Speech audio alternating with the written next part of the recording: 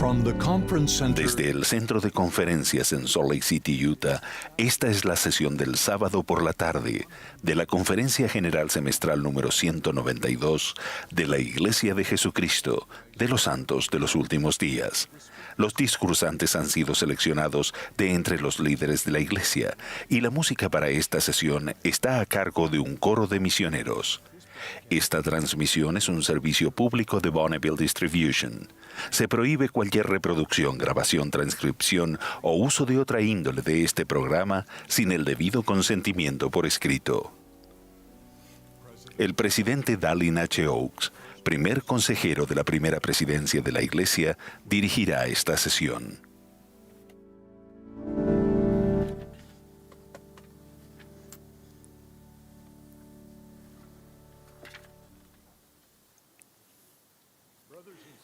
Hermanos y hermanas, bienvenidos a la sesión del sábado por la tarde de la Conferencia General Semestral número 192 de la Iglesia de Jesucristo de los Santos de los Últimos Días.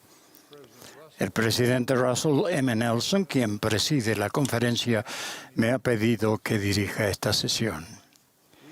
Extendemos nuestro saludo a los presentes y a quienes participan mediante la televisión, radio o Internet. La música de esta sesión estará a cargo de un coro de misioneros bajo la dirección de Ryan Eggett, con Joseph Peoples y Andrew Hansworth al órgano. El coro iniciará esta reunión cantando Llamados a Servir.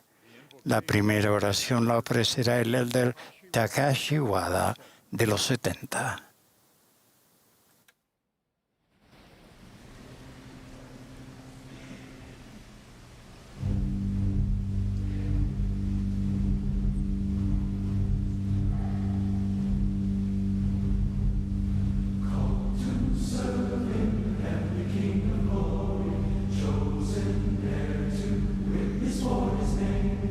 Far and wide we tell the Father's story. Far and wide His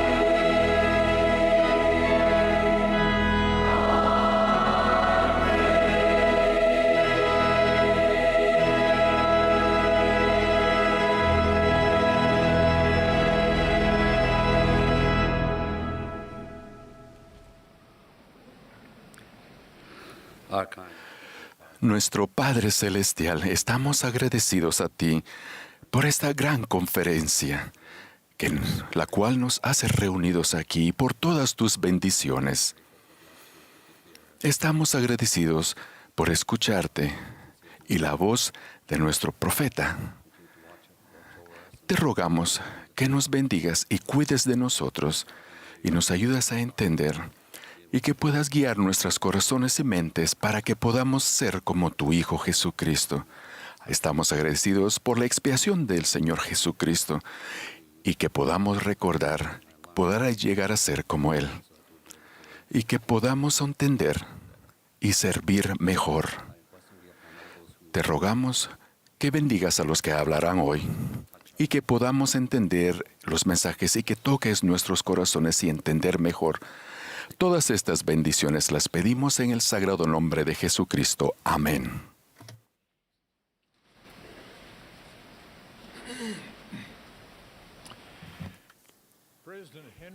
El presidente Henry B. Eyring presentará ahora a las autoridades generales, setentas de área y oficiales generales de la Iglesia para su voto de sostenimiento.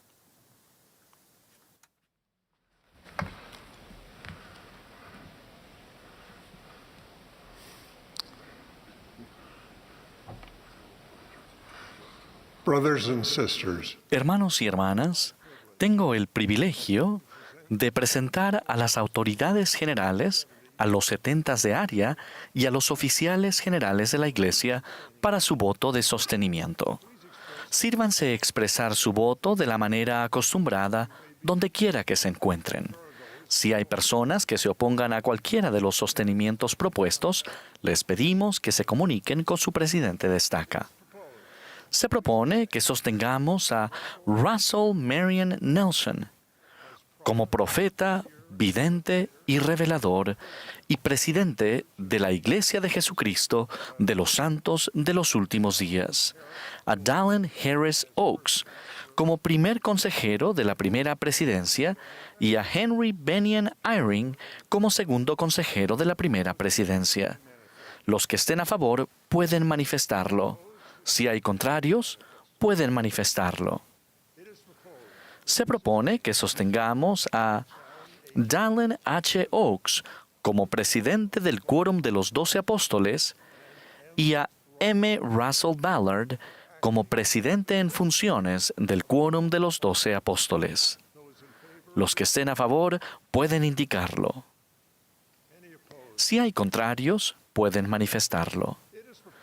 Se propone que sostengamos a los siguientes hermanos como miembros del Quórum de los 12 Apóstoles: M. Russell Ballard, Jeffrey R. Holland, Dieter F. Uchtdorf, David A. Bednar, Quentin L. Cook, D. Todd Christofferson, Neil L. Anderson, Ronald A. Rasband, Gary E. Stevenson, Dale G. Renland, Garrett W. Gong y Ulises Soares.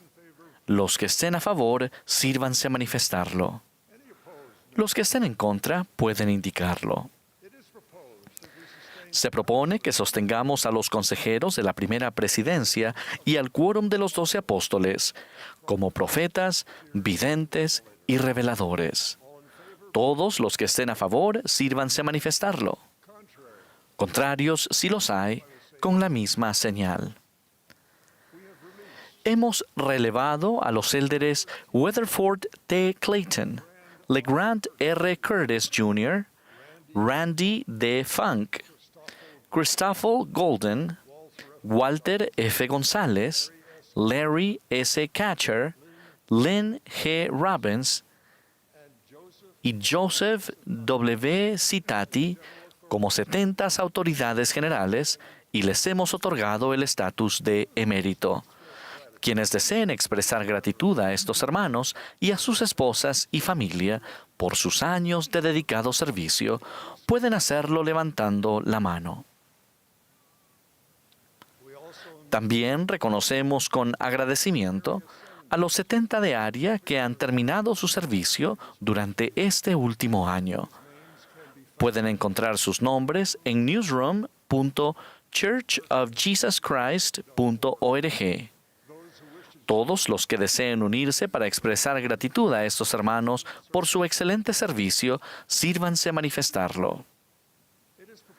Se propone que sostengamos a las demás autoridades generales 70 de área, incluyendo a los 6 nuevos 70 de área anunciados a principios de esta semana en newsroom.churchofjesuschrist.org y a los oficiales generales tal y como se encuentran actualmente constituidos. Los que estén a favor, sírvanse a indicarlo levantando la mano. Los que estén en contra, si los hay. Hermanos y hermanas, les agradecemos su fe y oraciones continuas a favor de los líderes de la Iglesia.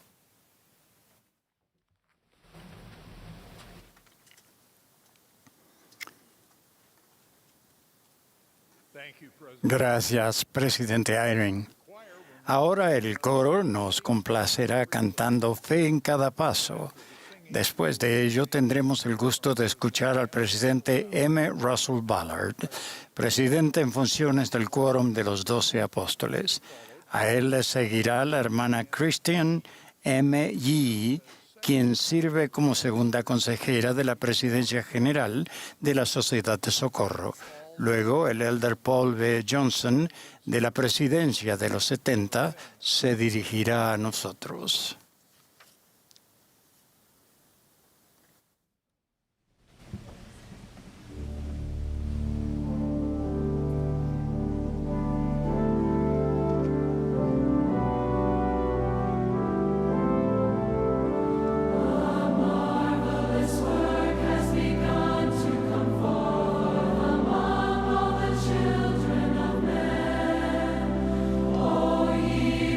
Embark in the service.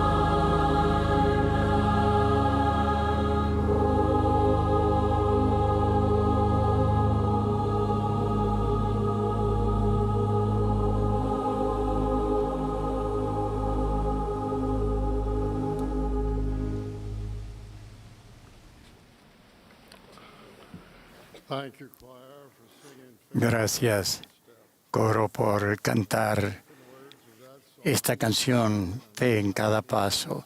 La música y la letra de esa canción fueron escritas en 1996 por el hermano Newell Daly como preparación para la celebración del aniversario número 150 de la llegada de los primeros pioneros al Valle del Lago Salado en 1847. Aunque esta canción se compuso como preparativo para esa celebración, su mensaje es pertinente para todo el mundo. Siempre me ha encantado el estribillo. Con fe en cada paso, seguimos al Señor. Con esperanza y con su amor, cantamos a una voz. Hermanos y hermanas, testifico que al seguir a Jesucristo con pasos de fe, hay esperanza. Hay esperanza en el Señor Jesucristo. Hay esperanza para todos en esta vida. Hay esperanza para superar nuestros errores, nuestros pesares y dificultades y nuestros problemas y pruebas. Hay esperanza en el arrepentimiento, en ser perdonados y en perdonar a los demás. Testifico que hay esperanza y paz en Cristo. Él puede ayudarnos a sobrellevar los momentos difíciles. Lo hizo por los pioneros y lo hará ahora por cada uno de nosotros.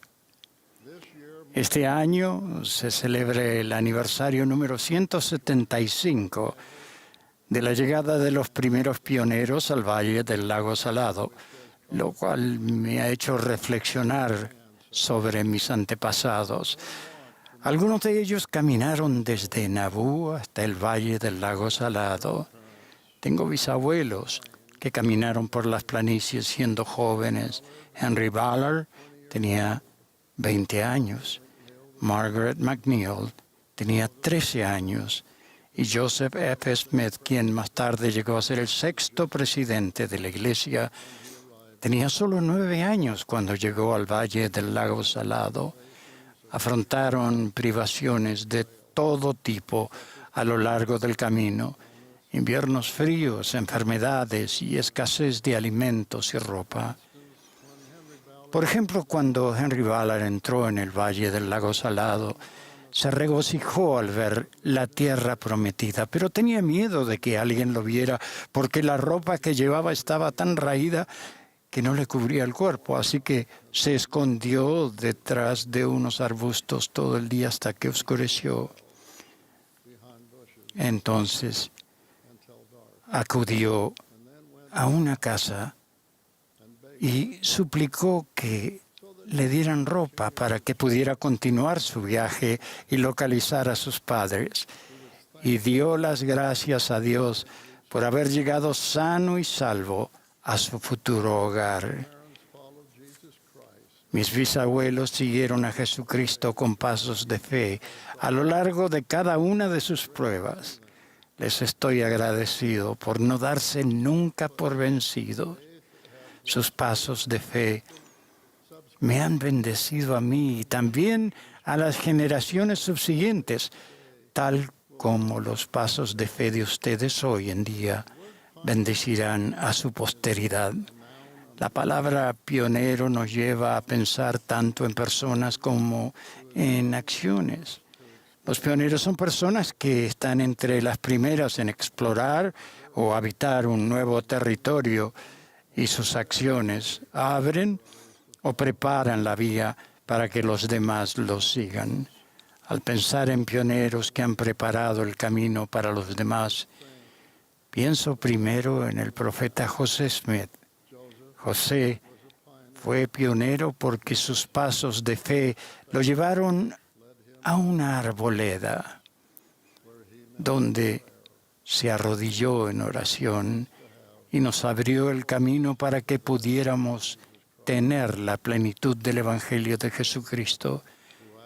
La fe de José para pedir a Dios aquella mañana de primavera de 1820 abrió el camino para la restauración de la plenitud del Evangelio de Jesucristo, lo que incluyó que se llamara profetas y apóstoles a servir en la tierra una vez más. Sé que José Smith es un profeta de Dios. Sé que sus pasos llenos de fe lo llevaron a arrodillarse en la presencia de Dios el Padre y su amado Hijo Jesucristo. Los pasos de fe del profeta José le permitieron ser el instrumento del Señor para sacar a luz el Libro de Mormón, que es otro testamento de Jesucristo y de su gracia expiatoria. Mediante la fe y la perseverancia de José Smith, ante las increíbles dificultades y oposición, él pudo ser un instrumento en las manos del Señor para establecer la Iglesia de Jesucristo una vez más en la tierra. En la última conferencia general hablé cómo mi servicio misional de tiempo completo fue una bendición para mí. Fui bendecido por enseñar acerca del glorioso plan de salvación de nuestro Padre Celestial, la primera visión de José Smith y su traducción del Libro de Mormón. Esas enseñanzas y doctrinas restauradas guiaron mis pasos de fe para enseñar a quienes estaban dispuestos a escuchar el mensaje de la restauración del Evangelio. Nuestros misioneros de hoy son pioneros modernos porque comparten este glorioso mensaje con personas de todo el mundo, abriendo así la vía para que los hijos de nuestro Padre Celestial lo conozcan a Él y a su Hijo Jesucristo. Aceptar el Evangelio de Jesucristo abre el camino para que todos se preparen y reciban las ordenanzas y las bendiciones de la Iglesia y del templo. En la última conferencia general, el presidente Russell M. Nelson reafirmó que el Señor ha pedido a cada hombre joven, digno y capaz que se prepare para la misión y sirva en ella, y que la misión también es una oportunidad poderosa, aunque opcional, para las capaces y jóvenes hermanas. Queridos jóvenes y jovencitas, sus pasos de fe los ayudarán a seguir la invitación del Señor a servir en misiones, a ser pioneros modernos, al abrir el camino para que los hijos de Dios encuentren la senda de los convenios que conduce de regreso a su gloriosa presencia y permanezcan en ella. El presidente Nelson ha sido pionero en la Iglesia. Como apóstol ha viajado y ha abierto muchas regiones para la predicación del Evangelio. Poco después de llegar a ser el profeta y presidente de la Iglesia, nos suplicó que aumentáramos nuestra capacidad espiritual para recibir revelación. Él continúa enseñándonos la manera de fortalecer nuestro testimonio. En un devocional para jóvenes adultos dijo: les ruego que se hagan cargo de su propio testimonio, trabajen para conseguirlo, háganse responsables de él, cuídenlo, nútranlo de manera que crezca en su vida. Él nos enseña cómo debemos ser más autosuficientes espiritualmente. Ha dicho que en los días futuros no será posible sobrevivir espiritualmente sin la influencia guiadora y constante del Espíritu Santo. Testifico que el presidente Russell M. Nelson es el profeta de Dios en la tierra en la actualidad. Nuestro Salvador Jesucristo es el pionero supremo que prepara el camino. De hecho, Él es el camino para que el plan de salvación se cumpla, de modo que podamos arrepentirnos y, por medio de la fe en Él, regresemos a nuestro Padre Celestial. Jesús dijo: yo soy el camino y la verdad y la vida. Nadie viene al Padre sino por mí. Él ha prometido no dejarnos huérfanos. vendrá a nosotros en nuestras pruebas. Nos ha invitado a venir a Él con íntegro propósito de corazón y Él nos sanará. Testifico que Jesucristo es nuestro Salvador y Redentor, nuestro abogado ante el Padre. Nuestro Padre Celestial ha abierto el camino para que regresemos a Él al seguir a su Hijo amado Jesucristo con fe en cada paso.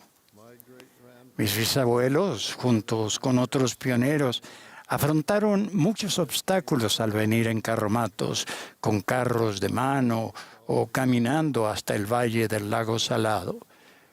Nosotros también afrontaremos desafíos en nuestras travesías personales a lo largo de la vida. No estamos empujando carros de mano ni conduciendo carromatos entre montañas empinadas y la espesa nieve. Estamos tratando de vencer espiritualmente las tentaciones y los desafíos de nuestros días, tal como lo hicieron ellos. Tenemos senderos que debemos recorrer. Hay colinas y a veces montañas que ascender. Aunque los desafíos de hoy son diferentes a los de nuestros antepasados, es muy importante que sigamos el proceso y que mantengamos los pies plantados firmemente en la senda de los convenios de fidelidad, tal como lo hicieron los primeros pioneros. Sigamos a Jesucristo con fe en cada paso. Necesitamos servir al Señor y servirnos unos a otros. Necesitamos fortalecernos espiritualmente al guardar y honrar nuestros convenios. No debemos perder la sensación de urgencia de hacerlo. Satanás trata de adormecer nuestro compromiso y nuestro amor por Dios y el Señor Jesucristo. Recuerden que si alguno llegase a extraviarse, nunca estaremos perdidos para nuestro Salvador. Podemos volvernos a Él con la bendición del arrepentimiento. Él nos ayudará a aprender, a crecer y a cambiar a medida que nos esforcemos por permanecer en la senda de los convenios. Ruego que siempre sigamos los pasos de Jesucristo y con fe en cada paso nos centremos en Él, manteniendo los pies plantados firmemente en la senda de los convenios. Es mi oración en el nombre de Jesucristo. Amén.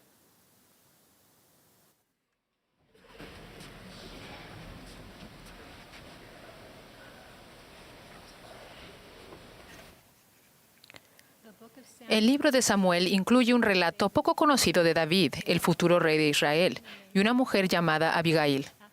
Después de la muerte de Samuel, David y sus hombres huyeron del rey Saúl, quien buscaba acabar con la vida de David. Ellos brindaban protección a los rebaños para un hombre llamado Nabal, quien era malintencionado. David envió a 10 de sus hombres a pedirle alimentos y suministros que necesitaban. Nabal respondió a la petición de David con desprecio y mandó a sus hombres con las manos vacías. Ofendido, David preparó a sus hombres para enfrentarse a Nabal y dijo: «Él me ha devuelto mal por bien». Un sirviente avisó a Abigail, la esposa de Nabal, acerca del desprecio de su marido. Abigail se apresuró a reunir los alimentos y suministros necesarios y fue a interceder.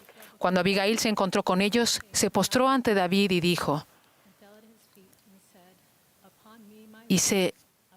«Señor mío, sobre mí sea el pecado. Ahora pues Jehová te ha impedido venir a derramar sangre y vengarte por tu propia mano. Y ahora este presente que tu sierva ha traído a mi señor se ha dado a los criados. Y yo te ruego que perdones a tu sierva esta ofensa». Y dijo David a Abigail: «Bendito sea Jehová, Dios de Israel, que te ha enviado para encontrarme. Y bendito sea tu razonamiento y bendita tú que me has impedido hoy el ir a derramar sangre y a vengarme por mi propia mano». Y recibió David de su mano lo que ella había traído y le dijo: «Sube en paz a tu casa». y mira que he escuchado tu voz y te he tenido respeto. Ambos partieron en paz. En este relato, Abigail podría considerarse como un modelo o símbolo poderoso de Jesucristo. A través de su sacrificio expiatorio, Él puede librarnos del pecado y del peso de un corazón en conflicto y proveernos el sustento que necesitamos. Tal como Abigail estuvo dispuesta a tomar los pecados de Nabal sobre sí, el Salvador también ha tomado sobre sí nuestros pecados y los pecados de quienes nos han herido u ofendido. En Getsemaní y en la cruz, Él pagó por estos pecados y preparó la manera para que nosotros podamos sanar un corazón vengativo. Esa manera es mediante el perdón, que puede ser una de las cosas más difíciles que hagamos y una de las cosas más divinas que podamos experimentar. En el camino del perdón, el poder expiatorio de Jesucristo puede fluir en nuestra vida y comenzar a sanar las profundas heridas del corazón. El presidente Russell M. Nelson ha enseñado que el Salvador nos brinda la capacidad de perdonar. Mediante su infinita expiación, podemos perdonar a quienes los hayan lastimado y que quizás nunca acepten la responsabilidad de su crueldad. Por lo general es fácil perdonar a quien procura el perdón de ustedes con sinceridad y humildad, pero el Salvador les dará la capacidad de perdonar a quienes los hayan maltratado de cualquier manera. Entonces sus actos hirientes ya no podrán amargarles el alma. La abundante ofrenda de comida y sustento que trajo Abigail es la misma que nos ofrece el Salvador a quienes han sido lastimados o heridos, para ser sanados. No tenemos que enfrentar las consecuencias de las acciones de otras personas solos. Podemos ser sanados y se nos puede dar la oportunidad de ser salvados del peso de un corazón en conflicto y de cualquier acción que podría acarrear. El Señor ha dicho: yo, el Señor, perdonaré a quien sea mi voluntad. Mas a vosotros se os requiere perdonar a todos los hombres. El Señor nos requiere perdonar por nuestro propio bien, pero Él no nos pide que lo hagamos sin su ayuda, sin su amor y su comprensión. Mediante nuestros convenios, cada uno podemos recibir el poder fortalecedor, la guía y la ayuda que necesitamos para perdonar y para ser perdonados. Ruego que sepan que perdonar a alguien no requiere que continúes en una situación donde te sigan haciendo daño. Podemos esforzarnos por perdonar y aún así ser inspirados a alejarnos de esa persona.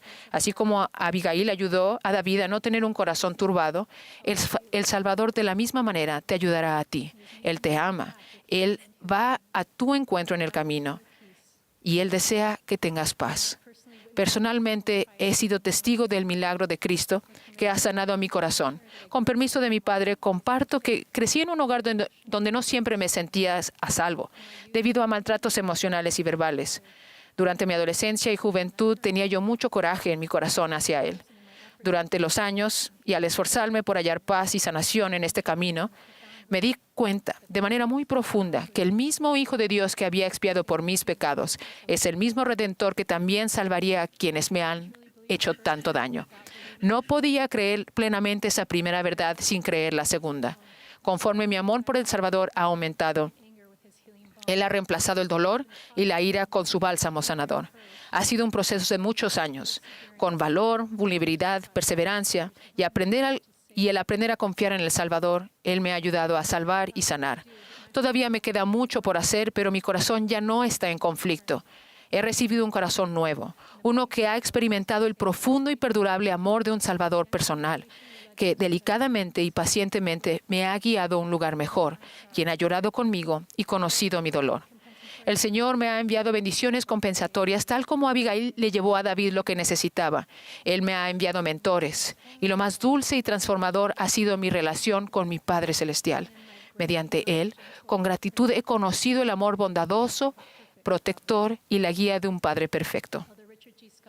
El elder Richard G. Scott dijo: no puedes borrar el pasado, pero puedes perdonar. El perdón sana heridas espantosas y trágicas porque permite que el amor de Dios elimine tu corazón y de tu mente el veneno del odio. También limpia de tu conciencia el deseo de la venganza y lo reemplaza con sanación y el amor restaurador del Señor. Mi Padre terrenal también ha tenido un cambio milagroso en estos últimos años al allegarse al Señor, algo que no esperaba yo ocurriera en esta vida. Es otro testimonio para mí del poder absoluto y transformador de Jesucristo. Yo sé que Él puede sanar al pecador y que Él es el Salvador y Redentor del mundo, quien ha dado su vida para que podamos vivir de nuevo. Él dijo, el Espíritu del Señor está sobre mí, por cuanto me ha ungido para dar buenas nuevas a los pobres, y me ha enviado a sanar a los quebrantados de corazón, y a pregonar libertad a los cautivos, y dar vista a los ciegos, y poner en libertad a los quebrantados. A todos los que están quebrantados, cautivos, heridos y quizás cegados por el dolor o el pecado, Él ofrece sanación, recuperación y liberación. Testifico que la sanación y la recuperación que Él ofrece es real. El tiempo de esa sanación es personal y no podemos juzgar el tiempo de otras personas. Es importante que nos permitamos el tiempo para sanar y el ser bondadosos con nosotros mismos durante este proceso. El Salvador siempre es misericordioso y está listo para proveer el socorro que necesitamos. En el camino del perdón, tenemos la opción de no perpetuar patrones o relaciones dañinas en nuestra familia o cualquier otro ámbito. Podemos ofrecer bondad por crueldad, amor por odio, amabilidad por agresividad, seguridad por angustia y paz por contención. Ofrecer lo que se te ha negado es una parte poderosa de la sanación divina que es posible mediante la fe en Jesucristo. Vivir de manera que ofrezcas, como lo ha dicho Isaías, gloria en lugar de las cenizas. Este es un acto de fe para poder, tal como el Salvador que sufrió todo para socorrer a todos. José de Egipto vivió una vida con cenizas. Sus hermanos lo vendieron a la esclavitud, fue encarcelado injustamente y olvidado por alguien que le habría prometido ayudarlo. Pero aún así confió en el Señor. Y Jehová estaba con José y consagró sus pruebas para su propia bendición y crecimiento y para la salvación de su familia y todo Egipto. Cuando José se encontró con sus hermanos como un líder en Egipto, su perdón y refinada perspectiva manifestaron en las palabras de gracia que él dijo. Ahora pues no entristezcáis, ni os pese haberme vendido acá. Dios me dio vida para ayudarles. Así pues, no me enviasteis vosotros acá, sino Dios. Por medio del Salvador, la vida de José se transformó en gloria, en lugar de ceniza. Kevin J. Worden, rector de BYU, dijo, puede hacer que ocurra lo bueno, no solo a partir de nuestros éxitos, sino también a partir de nuestros fracasos y los fracasos de otras personas que nos causan dolor. Dios es así de bueno y así de poderoso. Testifico que el mayor ejemplo de amor y perdón es el de nuestro Salvador Jesucristo, quien amarga agonía dijo, Padre, perdónalos porque no saben lo que hacen. Sé que nuestro Padre Celestial desea bondad y esperanza para cada uno de sus hijos. En Jeremías leemos, porque yo sé los pensamientos que tengo acerca de vosotros, dice Jehová, pensamientos de paz. Jesucristo es tu Mesías personal, tu amoroso Redentor y Salvador, quien conoce los ruegos de tu corazón. Él desea tu sanación y felicidad. Te ama. Él llora contigo en tus pesares y se regocija para salvarte. Ruego que tengamos esperanza y tomemos su mano amorosa que siempre esté extendida al andar por el camino sanador del perdón. Es mi ruego en el nombre de Jesucristo. Amén.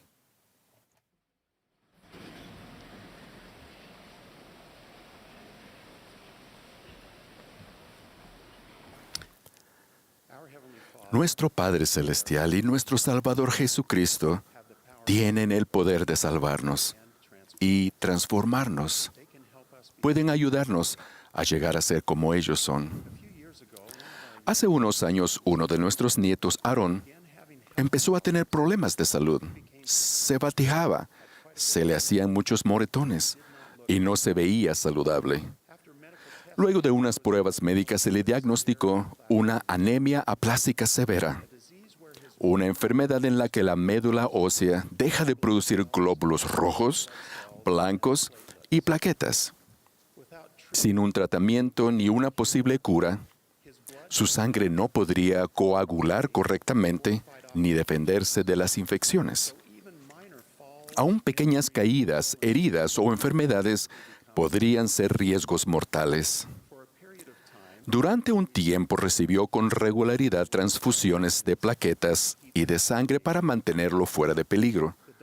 Los médicos explicaron que la única cura sería un trasplante de médula ósea y que habría una mayor probabilidad de tener éxito teniendo un hermano como donante. Si uno de sus hermanos fuera un donante ideal, el resultado del trasplante podría salvarle la vida. Se hicieron pruebas a sus 4 hermanos menores y uno, Maxwell, fue considerado un donante perfecto. Aún con un donante perfecto, un trasplante de médula ósea conlleva riesgos de complicarse. El proceso requería que las células de Aaron en su médula ósea enferma se destruyeran con una combinación de quimioterapia y radiación antes de recibir las células madre de la médula ósea de su hermano Maxwell. Luego, al quedar inmunodeprimido, Aaron necesitaba estar aislado en el hospital por varias semanas y luego en casa por varios meses, con protocolos, restricciones y medicamentos especiales. El resultado deseado del trasplante era que el cuerpo de Aarón no rechazara las células donadas y que las células de Maxwell produjeran gradualmente los necesarios glóbulos rojos, blancos y plaquetas en el cuerpo de Aarón. Un trasplante satisfactorio provoca un cambio fisiológico muy real. Para nuestro asombro, un médico explicó que si Aarón cometiera un delito y dejara sangre en la escena del crimen, la policía podría arrestar a su hermano Maxwell. Esto se debe a que la sangre de Aarón vendría de las células trasplantadas que tenían el ADN de Maxwell y que sería así por el resto de su vida. El que Aarón fuera salvado por la sangre de su hermano provocó muchos pensamientos sobre la sangre expiatoria de Jesucristo y el efecto de su expiación en nosotros. Hoy quisiera centrarme en el cambio permanente y vivificante que se produce cuando permitimos que el Señor obre milagros en nosotros. Aarón no tenía el poder por sí mismo de superar la enfermedad. Su cuerpo no podía generar las células sanguíneas necesarias para mantenerse vivo. Sin importar lo que él hiciera, él no podía curar su propia médula ósea. Al igual que Aarón no se podía curar a sí mismo, nosotros no podemos salvarnos a nosotros mismos. No importa lo capaces, instruidos, brillantes o fuertes que seamos. No podemos limpiarnos de nuestros pecados, cambiar nuestro cuerpo a un estado inmortal, ni exaltarnos. Esto solo es posible mediante el Salvador Jesucristo y su expiación infinita. No hay otro camino ni nombre dado debajo del cielo por el cual el hombre pueda salvarse en el reino de Dios. Es su sangre expiatoria la que nos limpia y santifica. Aunque Aarón no podía curarse a sí mismo, necesitaba estar dispuesto a hacer lo que los médicos le pedían. Aún cosas muy difíciles y complejas para que el trasplante funcionara. Si bien no nos podemos salvar a nosotros mismos, cuando sometemos nuestra voluntad al Señor y guardamos nuestros convenios, se abre la vía para nuestra redención. Al igual que el extraordinario proceso del cambio del ADN en las células sanguíneas de Aarón, podemos hacer que cambie nuestro corazón, tener su imagen en nuestro rostro y llegar a ser nuevas criaturas en Cristo. Alma le recordó al pueblo de Zarahemla sobre la generación anterior que se había convertido. Refiriéndose a su padre, explicó que, según su fe, se realizó un potente cambio en su corazón. Entonces preguntó, ¿habéis experimentado este potente cambio en vuestros corazones? No eran las personas quienes cambiaron sus propios corazones. El Señor realizó el verdadero cambio. Alma fue muy claro al respecto cuando dijo, «He aquí, Él cambió sus corazones». Ellos se humillaron y pusieron su confianza en el Dios verdadero y viviente, y fueron fieles hasta el fin, y fueron salvos. Las personas estaban dispuestas a abrir sus corazones y ejercer la fe, y entonces el Señor cambió sus corazones. Y qué gran cambio ocurrió. Piensen cuán diferente fue la vida de estos dos hombres llamados Alma antes y después de que sus corazones fueran cambiados. Somos hijos de Dios y tenemos un destino majestuoso. podemos ser cambiados para llegar a ser como Él y tener una plenitud de gozo. Satanás, por el contrario, desea que seamos miserables como Él. Tenemos la capacidad de escoger a quién seguir. Cuando seguimos a Satanás, le damos poder. Cuando seguimos a Dios, Él nos da poder. El Salvador enseñó que fuésemos perfectos. Eso puede parecer intimidante. Claramente puedo ver mis ineptitudes y penosamente estoy al tanto de la distancia entre la perfección y yo. Tal vez tengamos la tendencia a pensar de que debemos perfeccionarnos, pero eso no es posible. El seguir cada sugerencia de cada libro de autoayuda del mundo no la traerá.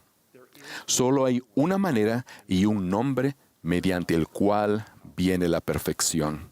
Somos hechos perfectos mediante Jesús, el mediador del nuevo convenio, que obró esta perfecta expiación derramando su propia sangre.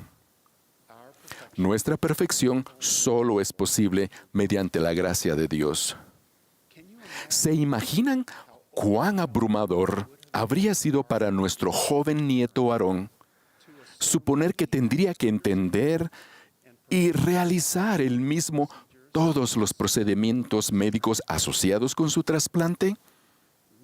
No debemos suponer que necesitamos hacer lo que solo el Salvador puede hacer en el milagroso proceso de nuestra perfección.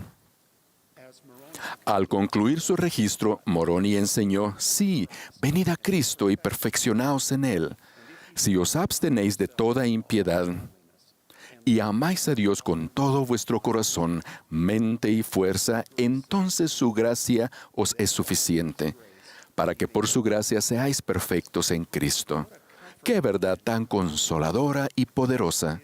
Su gracia es suficiente para mí, es suficiente para ustedes y es suficiente para todos los que están trabajados y cargados.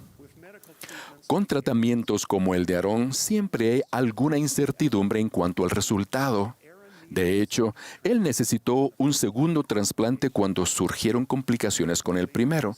Afortunadamente, en cuanto al cambio espiritual del corazón se refiere, no debemos preguntarnos si sucederá.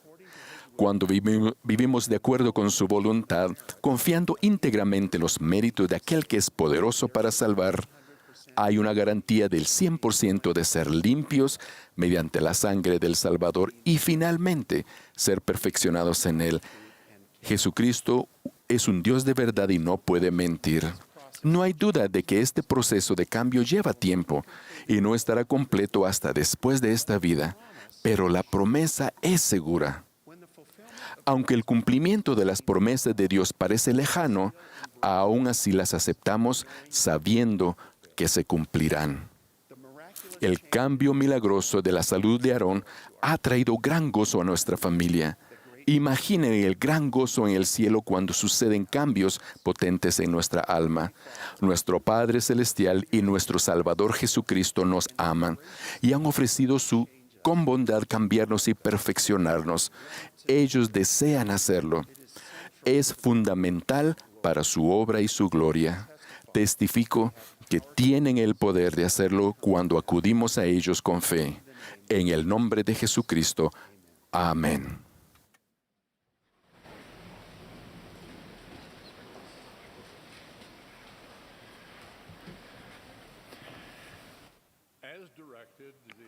Cuando se indique, la congregación se unirá al coro para cantar Gloria cantada a Dios. Luego tendremos el placer de escuchar al elder Ulises Soares, del Quórum de los 12 Apóstoles. Le seguirán el elder James W. McConkie, tercero, y el elder Jorge F. Ceballos, de los 70. Después de sus palabras, el coro cantará A donde me mandes iré.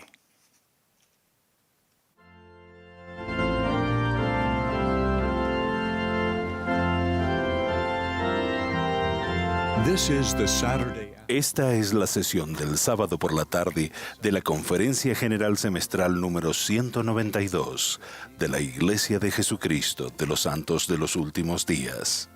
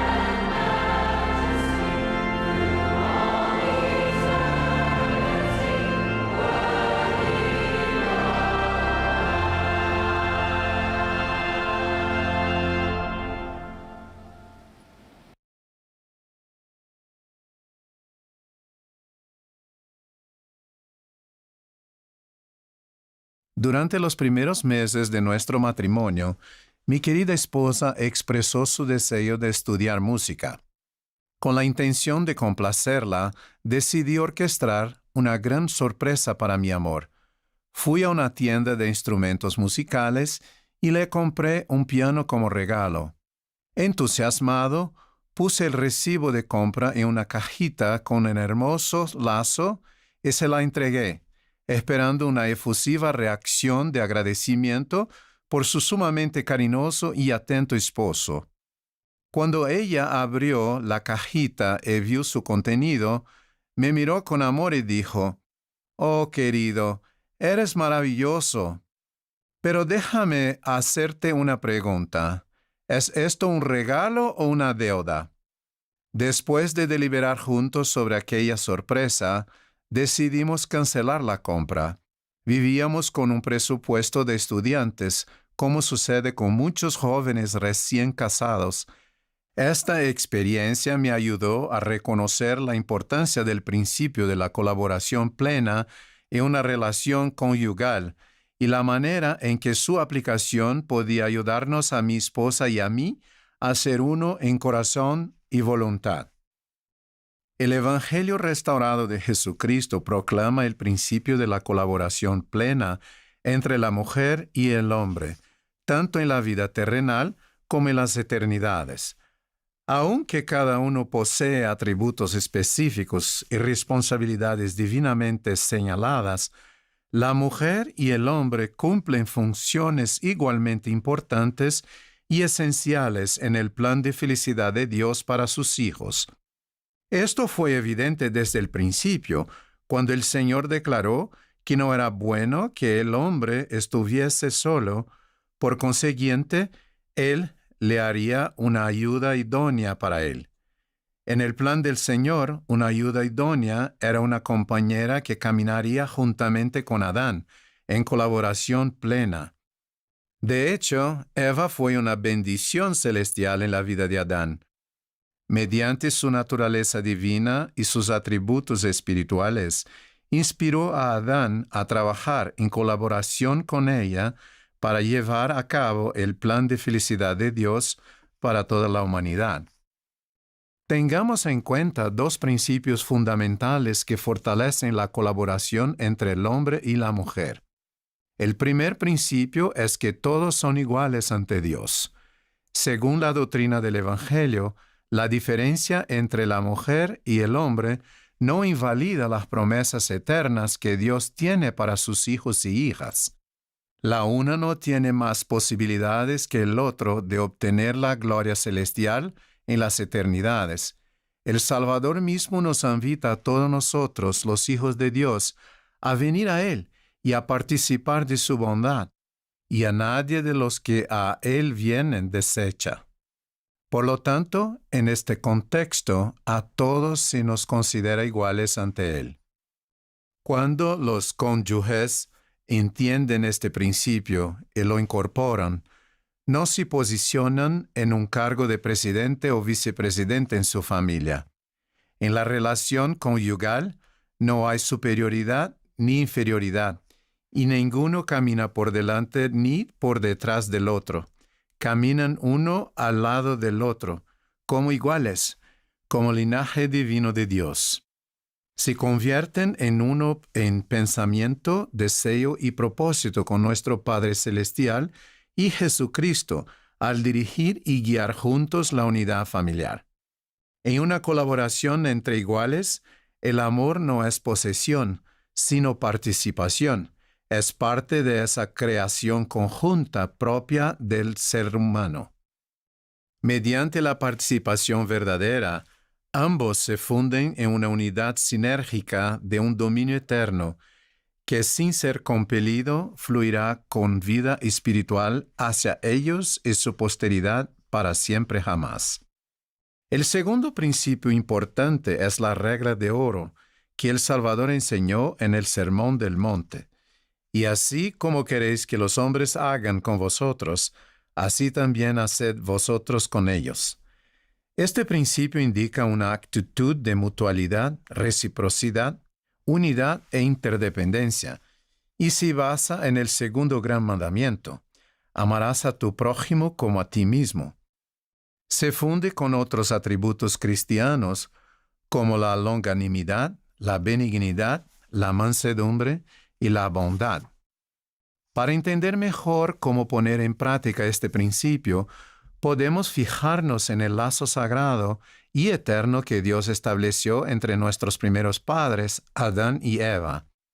Ellos se convirtieron en una sola carne, creando así una dimensión de unidad que les permitió caminar juntos con respeto, gratitud y amor, olvidándose de sí mismos y procurando el bienestar mutuo en su camino hacia la eternidad.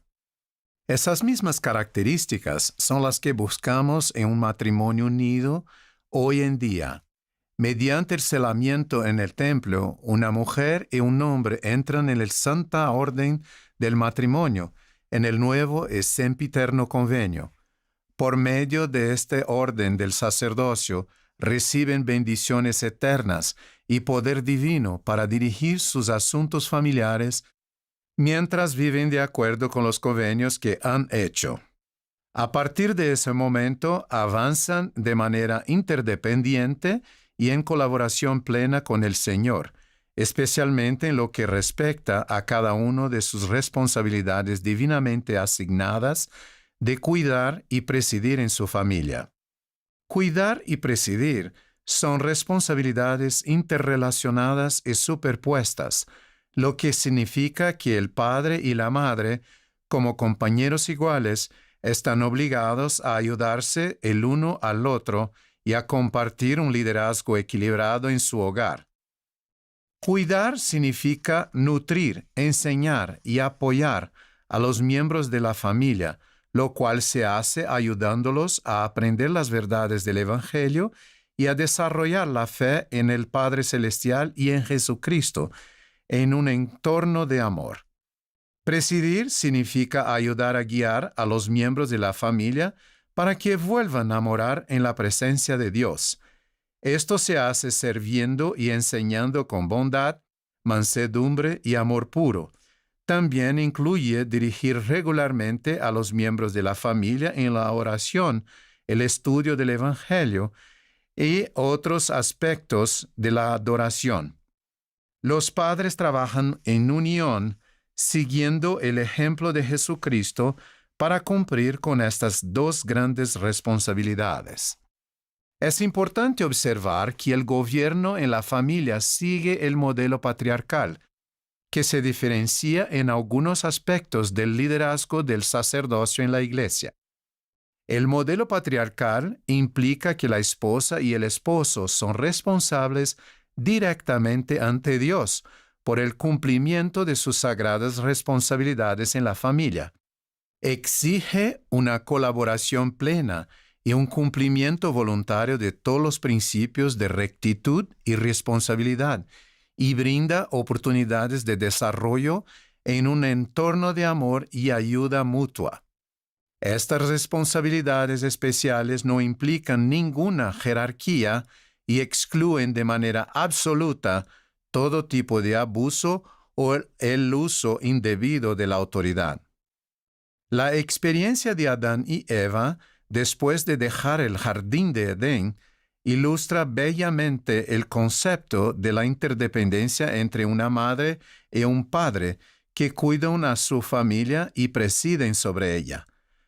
Tal como se enseña en el libro de Moisés, Adán y Eva trabajaron juntos cultivando la tierra con el sudor de su frente a fin de proveer para el bienestar físico de su familia.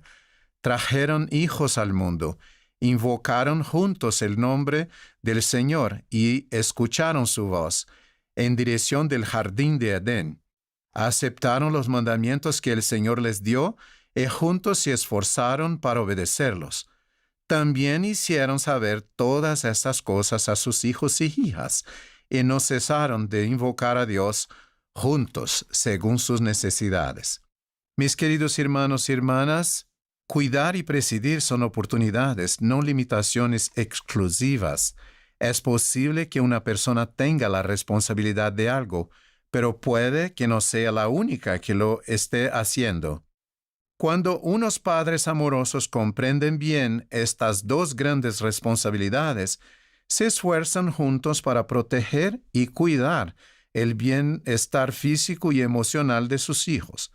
También los ayudan a enfrentar los peligros espirituales de nuestra época, nutriéndolos con la buena palabra del Señor, tal como se revela a sus profetas.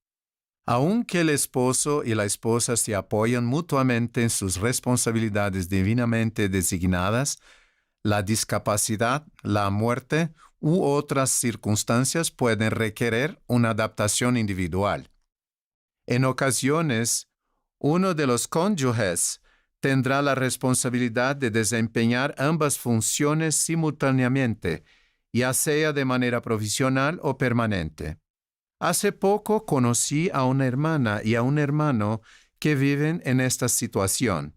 Como padres que crían solos a sus hijos, cada uno de ellos, dentro de su ámbito familiar y en colaboración con el Señor, ha decidido dedicar su vida enteramente al cuidado espiritual y temporal de sus hijos. No han perdido de vista los convenios del templo que hicieron con el Señor y sus promesas eternas, a pesar de sus difíciles divorcios.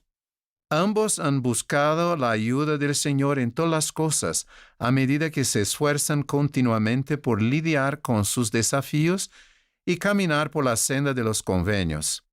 Confían en que el Señor se hará cargo de sus necesidades, no solo en esta vida, sino por toda la eternidad.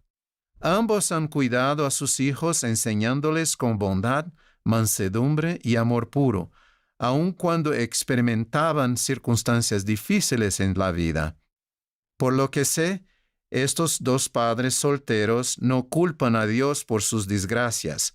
Por el contrario, esperan con un fulgor perfecto de esperanza y confianza las bendiciones que el Señor tiene reservadas para ellos. Hermanos y hermanas, les testifico que a medida que nosotros, mujeres y hombres, trabajemos juntos en una colaboración verdadera y equitativa, disfrutaremos de la unidad que enseña el Salvador al cumplir con las responsabilidades divinas en nuestra relación conyugal. Les prometo, en el nombre de Cristo, que tendrán... Hermanos, hermanas y amigos, en 2013 mi esposa Laurel y yo fuimos llamados a servir como líder de misión en Checo y Eslovaquia. Nuestros 4 hijos sirvieron con nosotros y como familia fuimos bendecidos con misioneros brillantes y extraordinarios santos checos y eslovacos. Los amamos. Cuando nuestra familia entró en el campo misional, nos acompañó algo que enseñó el elder Joseph B. Whitlin. En un discurso titulado El Gran Mandamiento, él dijo: ¿aman ustedes al Señor? Su consejo para aquellos de nosotros que respondimos sí era simple y profundo. Y él continuó diciendo: pasen tiempo con Él, mediten en sus palabras, tomen su yugo sobre ustedes, esfuércense por entender y obedecer. Y luego prometió bendiciones transformadoras a quienes estuvieran dispuestos a dar tiempo y hacer lugar a Jesucristo. Nosotros tomamos muy a pecho el consejo del elder Whitlin y la promesa que nos hizo. Junto con nuestros misioneros pasamos nuestro tiempo estudiando Mateo, Marcos, Lucas y Juan del Nuevo Testamento y Tercer Nefi del Libro de Mormón. Al final de cada reunión nos encontrábamos de nuevo con lo que llamábamos los 5 evangelios, leyendo, analizando, considerando, aprendiendo más y más sobre Jesús. Para mí, para Lord y nuestros misioneros, pasar tiempo con Jesús en las Escrituras lo cambió todo. Logramos mayor aprecio por Él, por quién era Él y por lo más importante, qué era importante para Él. Lo entendimos, consideramos juntos cómo enseñaba, lo que enseñaba, las maneras que demostraba amor, lo que hacía para bendecir y servir, sus milagros, cómo reaccionaba Él ante la traición, cómo escuchaba, cómo resolvía conflictos en el mundo en el que vivía, sus parábolas, cómo fomentaba la unidad y la bondad, su capacidad para perdonar, para sanar, sus sermones, oraciones, su sacrificio expiatorio, su resurrección y su evangelio. A menudo nos sentimos como Zaqueo, el pequeño de estatura, corriendo a subirnos en un árbol sicómoro mientras Jesús paseaba por Jericó, porque tal como Lucas lo describió, procuramos ver quién era Jesús. No era el Jesús que nosotros queríamos o esperábamos que fuera, sino más bien era aquel Jesús como en verdad fue y es. Tal como el elder Whitlin había prometido, aprendimos de una manera muy real que el Evangelio de Jesucristo es un evangelio de transformación. Nos toma como hombres y mujeres terrenales y nos refina para ser hombres y mujeres para las eternidades. Aquellos fueron días especiales cuando realmente creímos que ninguna cosa es imposible para Dios. Las tardes sagradas de Praga, Bratislava, Brno, en que sentíamos el poder y la realidad de Jesús, continúan haciendo eco en nuestras vidas, en las vidas de todos nosotros. Con frecuencia estudiamos Marcos capítulo 2, versículos del 1 al 12. Ese relato es contundente. Me gustaría leer parte y luego compartirlo del modo en que he llegado a entenderlo después de estudiarlo y analizarlo de manera exhaustiva con nuestros misioneros y otras personas.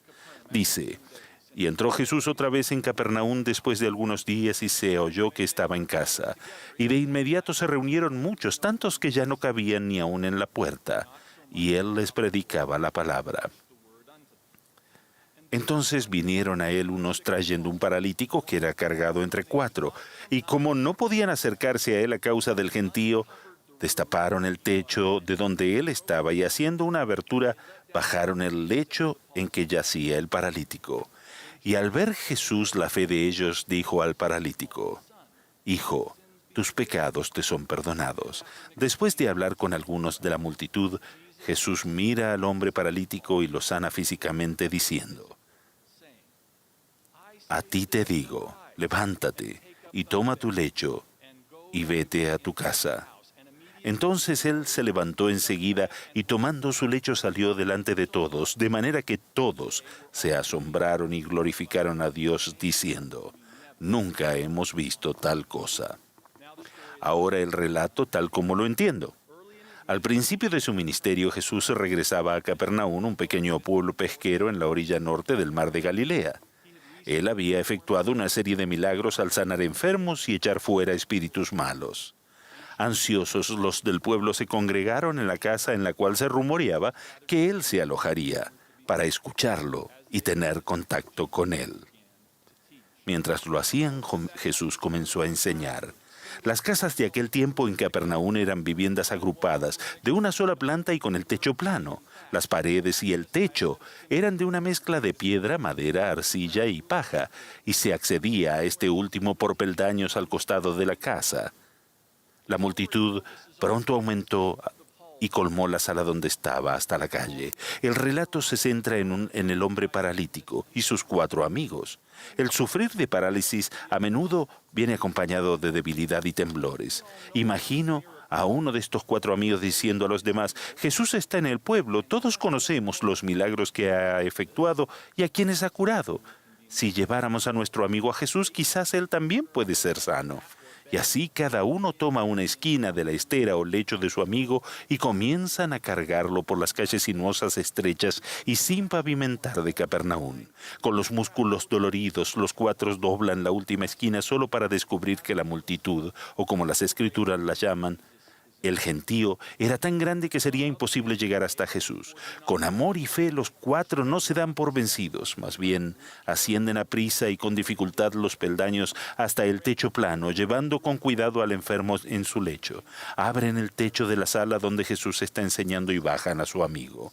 Consideren, hermanos y hermanas, que en medio de lo que debe haber sido un momento de enseñanza solemne, Jesús oye el sonido de rasguños, mira hacia arriba y ve una abertura cada vez mayor en el techo mientras cae polvo y paja a la sala. Entonces bajan a un hombre paralítico en su lecho. Extraordinariamente, Jesús discierne que aquello no es una interrupción, sino más bien algo importante. Mira al hombre en su lecho, perdona en público sus pecados y los sana físicamente.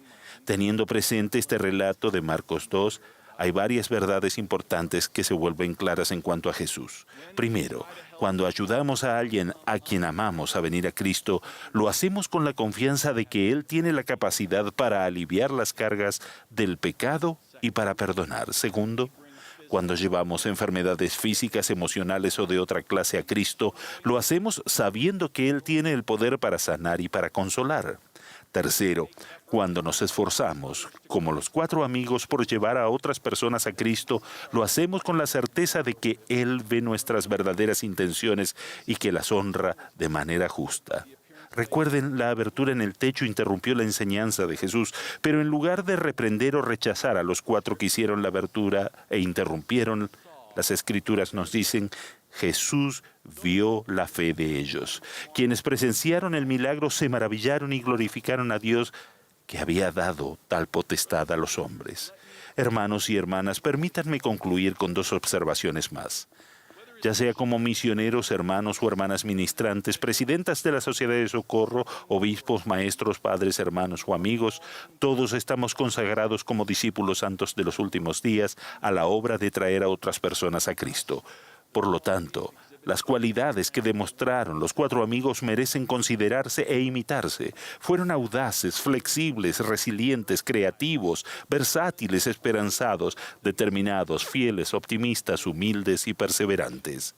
Además, los 4 amigos destacan la importancia espiritual de la sociabilidad y de la hermandad. Para llevar a su amigo a Cristo, cada uno de los 4 debía sostener su esquina correspondiente del lecho. Si alguno se soltaba, las cosas se hubieran puesto difíciles. Si 2 hubieran dado por vencido, la tarea hubiera sido imposible. Cada uno de nosotros tiene una función que desempeñar en el reino de Dios. Al cumplir con nuestra función y hacer nuestra parte, sostenemos nuestra esquina, ya sea en Argentina, en Vietnam, Accra o Brisbane, una rama, un barrio, una familia, un compañerismo de misioneros. Cada uno de nosotros tiene una esquina que sostener. Al hacerlo, si lo deseamos, el Señor nos bendice a todos. Al ver la fe de ellos, Él también verá la nuestra y nos bendecirá como pueblo. En diferentes ocasiones he llevado la esquina de algún lecho y en otras ocasiones me han llevado a mí. Parte del poder de este extraordinario relato de Jesús es que nos recuerda cuánto nos necesitamos unos a otros como hermanos y hermanas para venir a Cristo y ser transformados. Esas son algunas de las cosas que he aprendido al pasar tiempo con Jesús en Marcos 2. Que Dios nos conceda ser capaces de sostener nuestra esquina, que no desmayemos, que no temamos, sino que seamos firmes en nuestra fe y determinados en nuestra labor para lograr los propósitos del Señor. Testifico que Jesús vive, que Él nos conoce y que Él tiene el poder para sanar, para transformar y para perdonar. En el nombre de Jesucristo. Amén.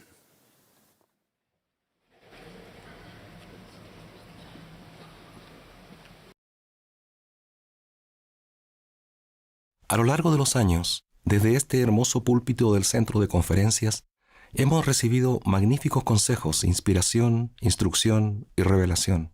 En ocasiones, los discursantes han utilizado comparaciones asociadas a sus áreas de conocimiento y experiencia para ilustrar clara y poderosamente algún principio del Evangelio de Jesucristo.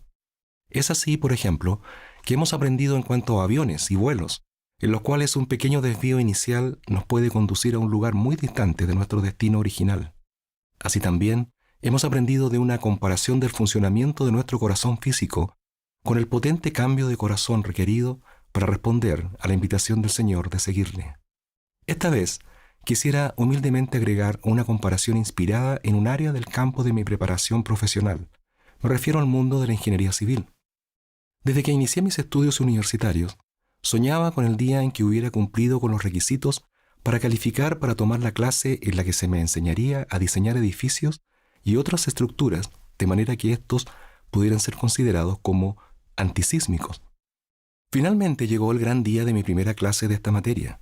Las primeras palabras del profesor fueron las siguientes: seguramente ustedes están ansiosos por iniciar este curso y aprender a diseñar estructuras antisísmicas, ante lo cual muchos asentimos con nuestras cabezas. Luego, el profesor dijo: lamento decirles que eso no es posible, ya que yo no puedo enseñarles a diseñar un edificio que esté en contra, que sea anti o que se oponga a un terremoto. Eso no tiene sentido, porque los terremotos de todas maneras ocurrirán, independientemente de que a nosotros no nos gusten. Luego agregó: lo que sí les puedo enseñar es a diseñar estructuras que sean sismo resistentes, estructuras que puedan resistir la fuerza proveniente de un sismo, de manera que esa estructura permanezca en pie sin sufrir daños mayores y así pueda continuar prestando el servicio para la que fue concebida. El ingeniero realiza los cálculos que le permiten conocer las dimensiones, las calidades y las características de las fundaciones, columnas, vigas, losas y otros elementos de la estructura que está diseñando. Estos resultados son trasladados a planos y especificaciones técnicas, los que deberán ser seguidos estrictamente por el constructor a fin de materializar la obra y así ésta cumpla con el propósito para la que ha sido diseñada y está siendo construida. Aunque han pasado más de 40 años desde esa primera clase de ingeniería sismo resistente, recuerdo perfectamente ese momento en el que comencé a obtener un entendimiento más completo y profundo de la vital importancia de que ese concepto estuviera presente en las estructuras que diseñaría en mi futura vida profesional. Pero no solo eso, sino más importante aún, que estuviera permanentemente presente en la edificación de mi propia vida y en las de aquellos sobre quienes pudiera ejercer una influencia positiva. Cuán bendecidos somos al contar con el conocimiento del plan de salvación creado por nuestro Padre Celestial, con el Evangelio restaurado de Jesucristo y con la dirección inspirada de profetas vivientes. Todo lo anterior constituyen los planos y las especificaciones técnicas divinamente diseñados, los cuales nos enseñan claramente cómo construir vidas felices, vidas que sean resistentes al pecado, resistentes a la tentación, resistentes a los ataques de Satanás, que es quien busca con desesperación frustrar nuestro destino eterno junto a nuestro Padre Celestial y junto a nuestras amadas familias. El Salvador mismo, al iniciar su ministerio, quedó solo para ser tentado por el diablo. Pero Jesús salió airoso de esa gran prueba. ¿De qué habría servido tener una actitud anti-Satanás o anti-tentación? Lo que hizo Jesús salir triunfante de esos momentos tan difíciles fue su preparación espiritual, la que le permitió estar en condiciones para resistir las tentaciones del adversario. ¿Cuáles fueron algunos de los factores que ayudaron al Salvador a estar preparado para ese momento crucial? Primeramente, él había ayunado por 40 días y 40 noches, ayuno que debe haber estado acompañado de constante oración. De manera que, aunque estaba físicamente débil, su espíritu estaba muy fortalecido. Aunque, afortunadamente, a nosotros no se nos pide que realicemos ayunos de esa duración, sino tan solo de 24 horas y una vez al mes, el ayunar nos entrega fortaleza espiritual y nos prepara para ser resistentes a las pruebas de la vida. En segundo lugar, en el relato de las tentaciones a las que fue sometido el Salvador, vemos que él siempre respondió a Satanás teniendo escrituras en su mente, citándolas y aplicándolas en el momento apropiado. Cuando Satanás lo tentó para que convirtiera las piedras en pan, y así él pudiera saciar el hambre que tenía luego de su largo ayuno, el Señor le dijo: escrito está, no solo de pan vivirá el hombre, sino de toda palabra que sale de la boca de Dios. Luego, estando el Señor en el pináculo del templo, el diablo intentó tentarle para que él demostrara su poder, a lo que el Señor con autoridad le respondió: escrito está también, no tentarás al Señor tu Dios. Y ante el tercer intento de Satanás, el Señor le respondió: escrito está, al Señor tu Dios adorarás, y a Él solamente servirás. El paso de un terremoto deja su huella aún en las estructuras correctamente diseñadas y construidas. Consecuencias tales como quizás algunas grietas, muebles y cielos rasos caídos, vidrios quebrados, etc. Pero ese edificio bien diseñado y construido cumplirá su propósito de proteger a sus ocupantes y con algunas reparaciones recuperará su condición original. De manera similar, los embates del adversario también pueden causar algunas grietas o algunos daños parciales en nuestras vidas, no obstante nuestros esfuerzos por edificarlas siguiendo el perfecto diseño divino.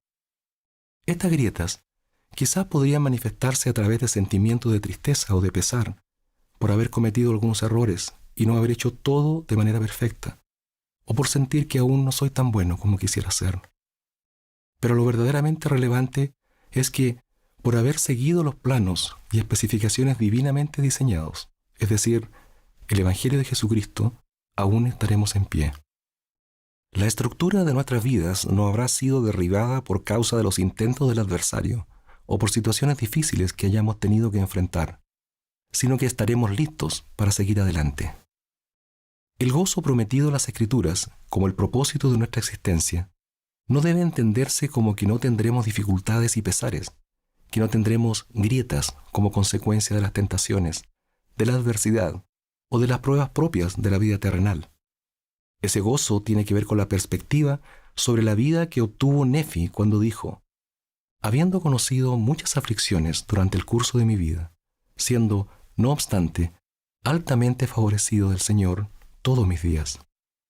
Todos sus días, aun los días en que Nefi sufrió la incomprensión y el rechazo de sus propios hermanos, aun cuando éstos lo ataron en el barco, aun el día en que su padre Lehi falleció, aun cuando Lamán y Lemuel llegaron a ser los enemigos mortales de su pueblo, aun en esos días difíciles, Nefi se sintió altamente favorecido del Señor. Podemos tener la tranquilidad de que el Señor jamás permitirá que seamos tentados más allá de lo que podamos resistir. Alma nos invita a que velemos y oremos incesantemente para que no seamos tentados más de lo que podamos resistir, y así seamos guiados por el Santo Espíritu, volviéndonos humildes, mansos, sumisos, pacientes, llenos de amor y de toda longanimidad. Lo mismo se puede aplicar a las pruebas de la vida. Amón nos recuerda las palabras del Señor: sufrid con paciencia vuestras aflicciones, y os daré el éxito. El Señor siempre nos provee una salida cuando enfrentamos la adversidad, la tentación, la incomprensión, las enfermedades y aún la muerte.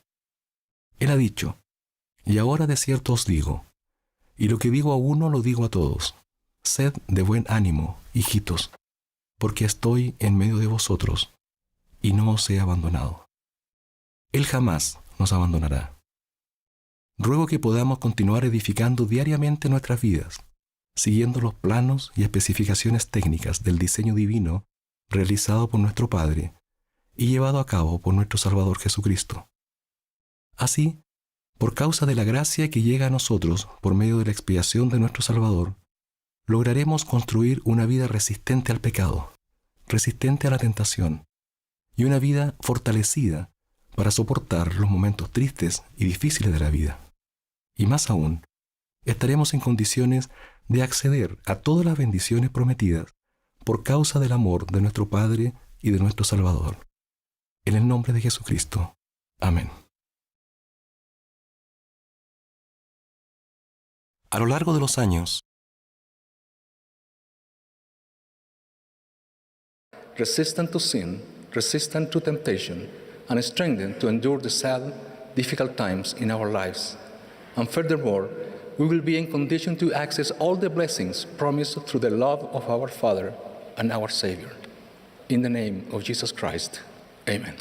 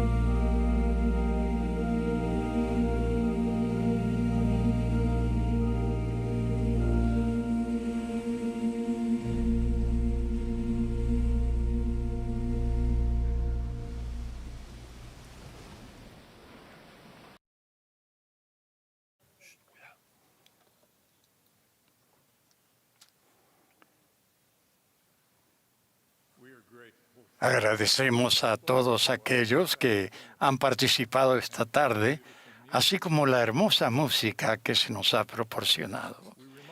Les recordamos que la sesión general de esta noche será transmitida desde el Centro de Conferencias a las 18 horas, hora de Salt Lake.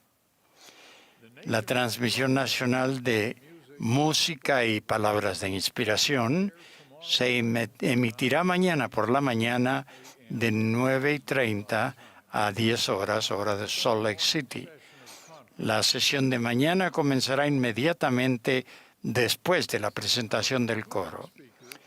El último discursante de esta sesión será el elder D. Todd Christofferson del Quórum de los 12 Apóstoles.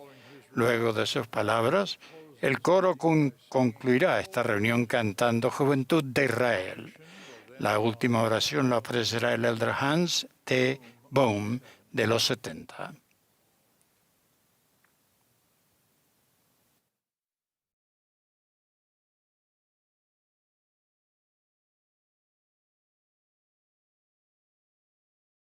Me gustaría hablarles de lo que llamo la doctrina de pertenencia en la Iglesia de Jesucristo de los Santos de los Últimos Días. Esta doctrina tiene 3 partes. 1. La función de la pertenencia en el recogimiento del pueblo del Señor. 2. La importancia del servicio, el sacrificio en la pertenencia. Y 3. El papel central de Jesucristo en nuestro sentido de pertenencia. La Iglesia de Jesucristo de los Santos de los Últimos Días, en sus inicios, estaba formada principalmente por santos de raza blanca norteamericanos y del norte de Europa, con apenas un puñado de indígenas norteamericanos, afroamericanos e isleños del Pacífico. Ahora, a 8 años del bicentenario de su fundación, la Iglesia ha aumentado mucho en número y diversidad en Norteamérica y aún más en el resto del mundo. A medida que cobre impulso el profetizado recogimiento del pueblo del convenio del Señor en los últimos días, la Iglesia estará compuesta verdaderamente por miembros de toda nación, tribu, lengua y pueblo. No se trata de una diversidad premeditada o forzada, sino de un fenómeno natural que cabe esperar, reconociendo que la red del Evangelio reúne a personas de todas las naciones y pueblos. Qué bendecidos somos de ver el día en que Sion se establece simultáneamente en cada continente y en nuestros propios vecindarios. Como dijo el profeta José Smith, el pueblo de Dios de todas las épocas ha esperado con gozosa anticipación este día, y nosotros somos el pueblo favorecido que Dios ha elegido para llevar a cabo la gloria de los últimos días. Habiendo recibido tal privilegio, no podemos permitir que exista ningún racismo, prejuicio tribal ni otras divisiones en la Iglesia de Cristo. El Señor nos manda, sed uno, y si no sois uno, no sois míos. Debemos ser diligentes en desarraigar los prejuicios y la discriminación de la Iglesia, de nuestros hogares y sobre todo de nuestro corazón. A medida que la población de nuestra Iglesia se hace más diversa, nuestro recibimiento debe volverse cada vez más espontáneo y cálido. Nos necesitamos unos a otros. En su primera epístola a los Corintios, Pablo declara que todos los que están bautizados en la Iglesia son uno en el cuerpo de Cristo. Porque así como el cuerpo es uno y tiene muchos miembros, pero todos los miembros del cuerpo siendo muchos son un solo cuerpo, así también Cristo. Para que no haya división en el cuerpo, sino que todos los miembros se preocupen por igual los unos por los otros. De manera que si un miembro padece, todos los miembros padecen con él, y si un miembro recibe honra, todos los miembros con él se gozan. Un sentido de pertenencia es importante para nuestro bienestar físico, mental y espiritual. Sin embargo, es muy posible que haya ocasiones en que cada uno de nosotros pueda sentir que no encaja. En momentos de desánimo, podríamos sentir que nunca estaremos a la altura de las normas elevadas del Señor o de las expectativas de los demás. Inconscientemente puede que impongamos expectativas a los demás o incluso a nosotros mismos, que no son las expectativas del Señor. Podemos comunicar de maneras sutiles que el valor de una alma se basa en ciertos logros o llamamientos, pero estos no son la medida de nuestra condición ante los ojos del Señor. Jehová mira el corazón. A Él le importan nuestros deseos y anhelos y lo que estamos llegando a ser. La hermana Jody King escribió acerca de su propia experiencia en los últimos años. Ella dijo: nunca había sentido que no pertenecía a la iglesia hasta que mi esposo Cameron y yo empezamos a luchar con la infertilidad. Los niños y las familias que hasta entonces me había encantado ver en la iglesia comenzaron a causarme pesar y dolor. Sentía un vacío al no tener un niño en mis brazos o una bolsa de pañales en la mano.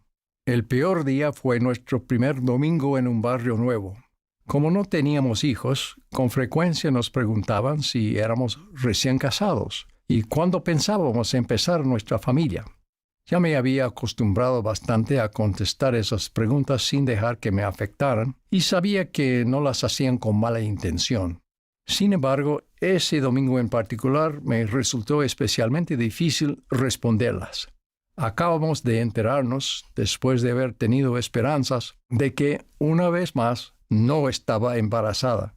Entré a la reunión sacramental muy deprimida y me resultó difícil contestar esas preguntas típicas que hacen para conocerte mejor.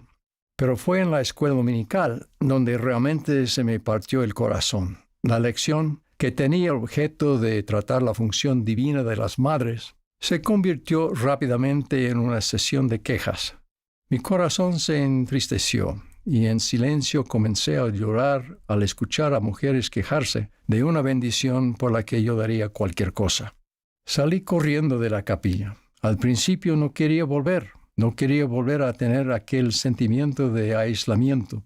Sin embargo, esa noche, después de hablar con mi esposo, supimos que seguiríamos asistiendo a la iglesia, no solo porque el Señor nos la ha pedido, sino también porque ambos sabíamos que el gozo que se recibe al renovar los convenios y sentir el Espíritu en las reuniones supera la tristeza que me invadió aquel día. En la iglesia hay miembros viudos, divorciados y solteros. Hay quienes tienen familiares que se han apartado del Evangelio. Hay personas con enfermedades crónicas o problemas económicos, miembros que sienten atracción hacia personas del mismo sexo, miembros que se esfuerzan por vencer adicciones o dudas, conversos nuevos, miembros que acaban de mudarse, matrimonios cuyos hijos ya no están en casa, y la lista no tiene fin. El Salvador nos invita a venir a Él, sin importar nuestras circunstancias. Vamos a la iglesia a renovar nuestros convenios, a aumentar nuestra fe, a buscar paz y a hacer lo que Él hizo a la perfección en su vida, ministrar a otras personas que sienten que no pertenecen. Fin de la cita. Pablo explicó que Dios nos da la iglesia y sus oficiales a fin de perfeccionar a los santos para la obra del ministerio, para la edificación del cuerpo de Cristo, hasta que todos lleguemos a la unidad de la fe y del conocimiento del Hijo de Dios, a un varón perfecto, a la medida de la estatura de la plenitud de Cristo. Es entonces una triste ironía cuando alguien, sintiendo que no cumple con el ideal en todos los aspectos de la vida, concluye que no tiene lugar en la organización que Dios diseñó justamente para ayudarnos a progresar hacia tal ideal. Una segunda faceta de la doctrina de pertenencia tiene que ver con nuestras propias contribuciones. Aunque rara vez pensamos en ello, gran parte de nuestro sentido de pertenencia proviene de nuestro servicio y de los sacrificios que hacemos por los demás y por el Señor. Centrarnos excesivamente en nuestras necesidades personales o en nuestra propia comodidad puede frustrar ese sentido de pertenencia. Más bien seguimos la doctrina del Salvador. El que quiera hacerse grande entre vosotros será vuestro servidor, porque el Hijo del Hombre tampoco vino para ser servido, sino para servir, y para dar su vida en rescate por muchos. El sentido de pertenencia no llega mientras lo estamos esperando, sino cuando tendemos una mano para ayudarnos unos a otros. Hoy en día, desafortunadamente, consagrarse a una causa o sacrificar cualquier cosa por otra persona se está convirtiendo en algo contracultural. En un artículo para la revista Deseret Magazine el año pasado, el autor Rod Dreher relató una conversación con una joven madre en Budapest.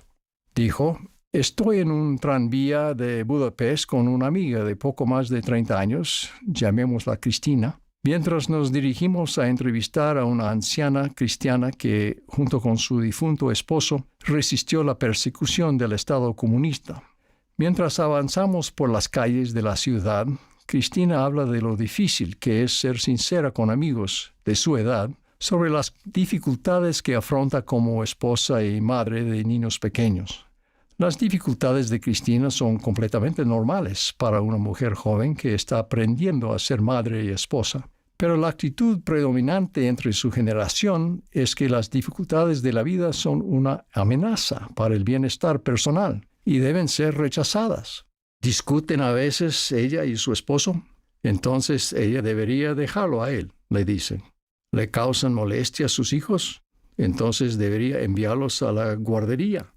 A Cristina le preocupa que sus amigos no comprendan que las pruebas e incluso el sufrimiento son una parte normal de la vida y quizá incluso formen parte de una buena vida, si es que ese sufrimiento nos enseña a ser pacientes, amables y a tener amor.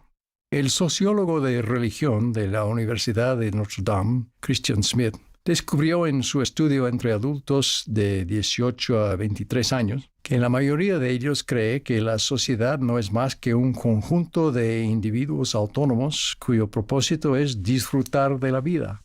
Según esta filosofía, cualquier cosa que a uno le resulte difícil es una forma de opresión. Por el contrario, nuestros antepasados pioneros obtuvieron un profundo sentido de pertenencia, unidad y esperanza en Cristo por los sacrificios que hicieron para servir en misiones, construir templos, abandonar hogares confortables bajo coacción y comenzar de nuevo, y consagrarse de muchas maneras y a sí mismos y a sus medios a la causa de Sion. Estaban dispuestos a sacrificar incluso sus vidas si era necesario. Todos nosotros somos los beneficiarios de su perseverancia. Lo mismo es cierto para muchos hoy en día, que podrían perder su relación con la familia y los amigos, pierden oportunidades de empleo o sufren cualquier otro tipo de discriminación o abuso como consecuencia de su bautismo. Su recompensa, sin embargo, es un poderoso sentido de pertenencia entre el pueblo del convenio. Cualquier sacrificio que hagamos por la causa del Señor ayuda a confirmar nuestro lugar con Él, quien dio su vida en rescate por muchos. El último elemento de la doctrina de pertenencia y el más importante es el papel central de Jesucristo. No nos unimos a la iglesia solo para hermanarnos, por muy importante que esto sea. Nos unimos para ser redimidos mediante el amor y la gracia de Jesucristo. Nos unimos para asegurar las ordenanzas de salvación y exaltación para nosotros mismos y para aquellos a quienes amamos a ambos lados del velo.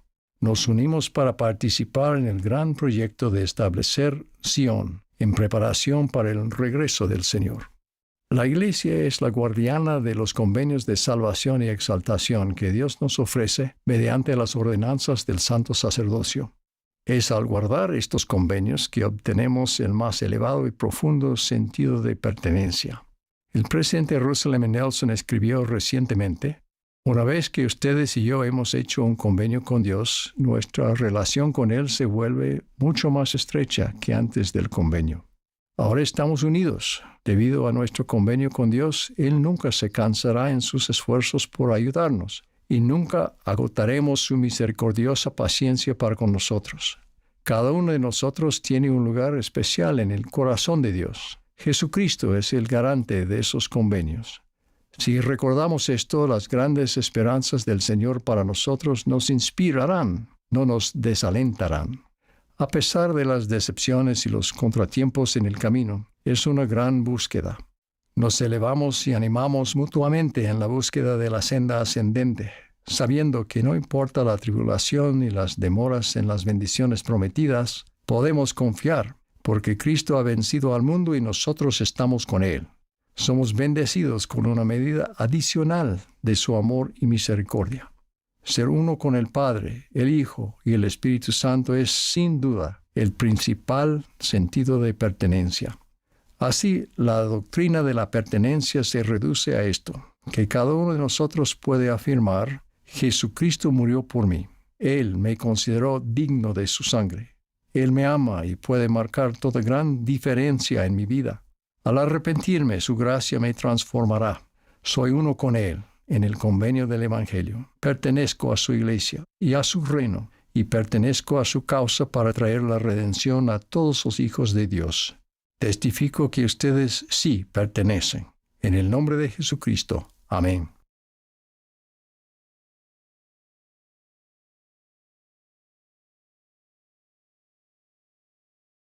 As I repent, His grace will transform me. I am one with Him in the gospel covenant. I belong in His church and kingdom, and I belong in His cause to bring redemption to all of God's children. I testify you do belong. In the name of Jesus Christ, amen.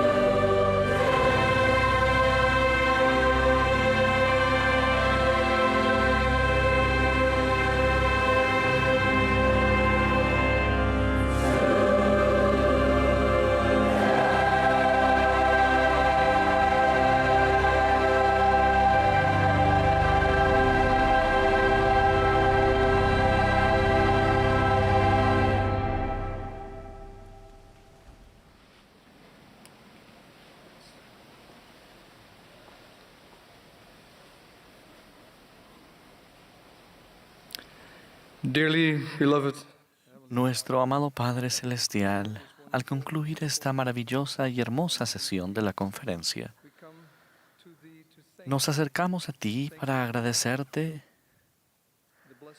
las bendiciones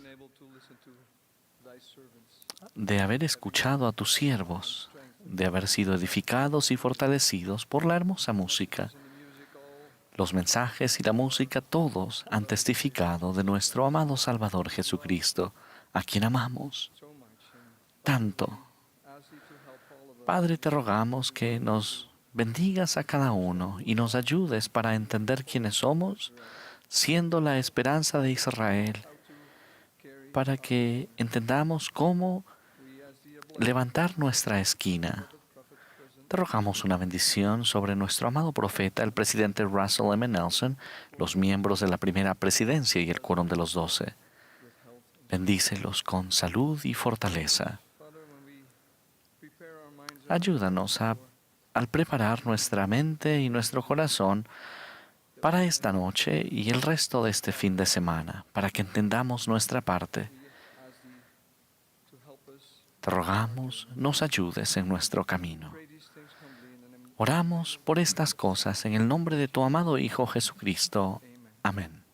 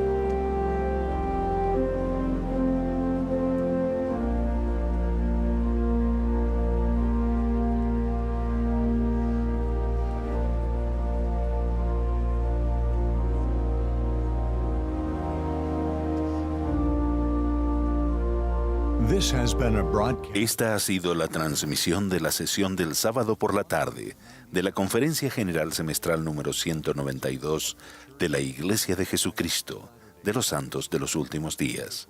Los discursantes fueron seleccionados de entre los líderes de la Iglesia y la música para esta sesión estuvo a cargo de un coro de misioneros. Esta transmisión ha sido un servicio público de Bonneville Distribution. Se prohíbe cualquier reproducción, grabación, transcripción o uso de otra índole de este programa sin el debido consentimiento por escrito.